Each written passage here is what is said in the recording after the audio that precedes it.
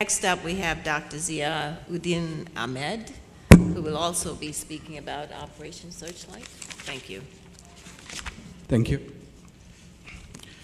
I'll be focusing on another target: general public, young adults, and people from different religions, why they were targeted during the genocide and Operation Searchlight. First, I'd like to give a little background. The partition of British India happened suddenly, and because of the British divided between Hindu and Muslim states after all this havoc and the political upheaval. That's why the hate and the conflict started from the very beginning of the formation of India and Pakistan, which is very important to understand why these things happened later. During the independence, there was 7 million people moved from Pakistan to India and India to Pakistan at that time. And the two Pakistan, as you know, that East Pakistan was separated from West Pakistan by 1.6 kilometer, and this Pakistan was covered most of the time three sides by India. So these two countries had a very different, except the religion, the socially, the culturally, they're very different. And in addition to that, during the partition, almost 500,000 people were killed. And who were killed? Most of the time, these things happen actually in the West Pakistan. So West Pakistani people, they had hatred from the very beginning of the formation of Pakistan and India against India and against Hindu because of the India. Why the grievances grew in East Pakistan? It was from the assassination of the first Prime Minister, Liaquat Ali Khan. It seems like East Pakistan noticed anybody who is from East Pakistan became the Prime Minister, they were like eliminated. They were removed, either first by a political group and then the West Pakistan military. And then the Pakistan was reigned by Ayub Khan and then Yahya Khan later on. So it seems like the East Pakistan always felt that they have no role in Pakistan. And then they saw the exploitation. What's the exploitation? They were like 70% of the export was earned by East Pakistan, but they only used 20%. And the lots of $2.6 thousand million were moved from East Pakistan to West Pakistan. All these other mills, it was like 11 textile was in East Pakistan and it was 9 in the West. But when in 1971, the West Pakistan from 9, it jumped to 150. So 54% of the whole population of Pakistan was actually in the East Pakistan. So being majority, you were deprived. Also, you can see the statistics. The primary school was 8,000 in West Pakistan, and then it became 39,000 at the end of the 23 years. But East Pakistan, it actually dropped by 1,000. Same thing happened in the school and universities. So people of East Pakistan saw all these differences and discrepancies. The civil service is a major thing. 84% of the civil service went to Pakistanis, and only 16% belonged to East Pakistan. Foreign service, 85% went to West Pakistan, and 15% East Pakistan. Foreign mission had 60 in West Pakistan, only 9. Army, 95% army from West Pakistan, 5 from East Pakistan, and so on. So when they saw all these things, obviously, they became all upset.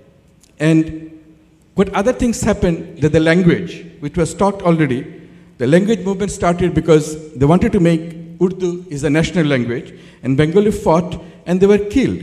And that was the beginning of the feeling that we need our autonomy. The situation became climax when Sheikh Mujibur Rahman was elected with a landslide victory. And all of you know already that even though he won the landslide, instead of giving him the power, the last time, at that time, East Pakistan or Bengal people realized it, we never had a chance with this group because since last 23 years, nothing happened to us. So West Pakistan decided, they didn't realize that this will happen, so they started the genocide. And which is the Searchlight, which started in 25th March. And again, we discussed about the Searchlight. My point is, let's discuss why the targets. The students target discussed, politicians discussed. I'm going to discuss the general public and young people and different religion, why they were targeted. The Bengali massacre, Adam Jones said, and all this, Dr. Ronak Jahan, Rumel, everybody described in their study that they actually targeted younger men. Why? Because potential freedom fighters. These are especially likely to be join resistance. They were killed, most of them ages 15 to 25, and they were also forced by their mother and sister to go to India to save their life. So young people were targeted because of Pakistani army knew that these people will be their resistance force. And Antar Maskananas mentioned the same thing. The Bengali military men who were in the East Bengal Regiment, police, Bengali Hindus, Army Leaguers, students, and Bengali intellectuals. They all were the targets.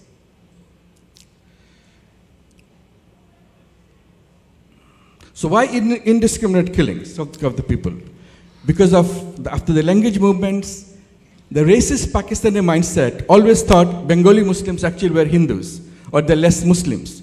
Why Hindu? Because from the partition, they had the hatred among the Hindus and against India. So they always wanted to cover that thing up.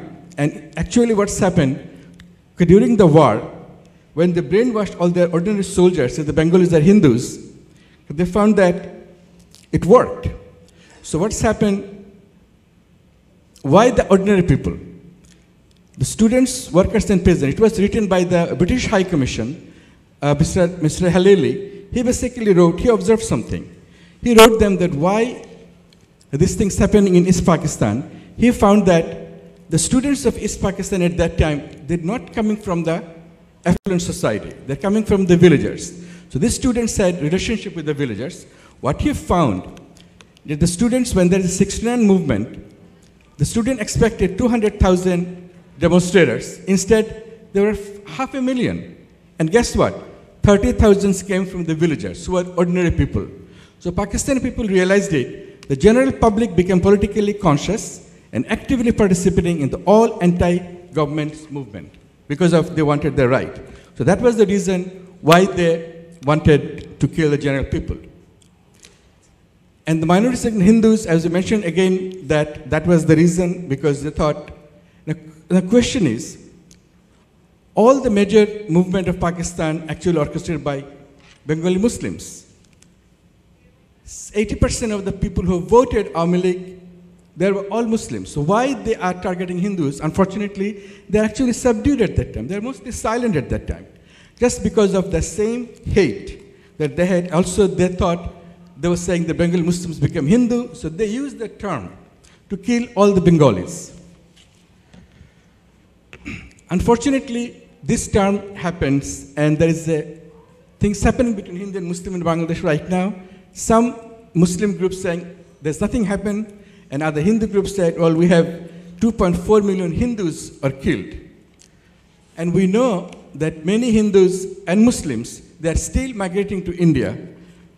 It was reported by the Ashram group and also the Hindus in the paper that many of the still today, many Muslims and Hindus, they are going to India and they are actually missing from their census. So it is not actually a Hindu or Muslim, it is the Bengali that targeted. And we have to understand this because that was the thing that we all discussed before. So war trial, I just want to show one thing. If now, today, even the Pakistanis are saying we are sorry.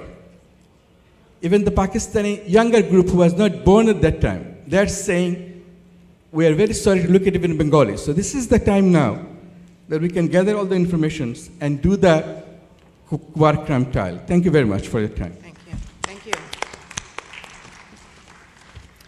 Thank you, Dr. Ahmed. Dr. Ahmed, incidentally, has done several documentaries, and I hope that he will allow us access to some of them. Thank you.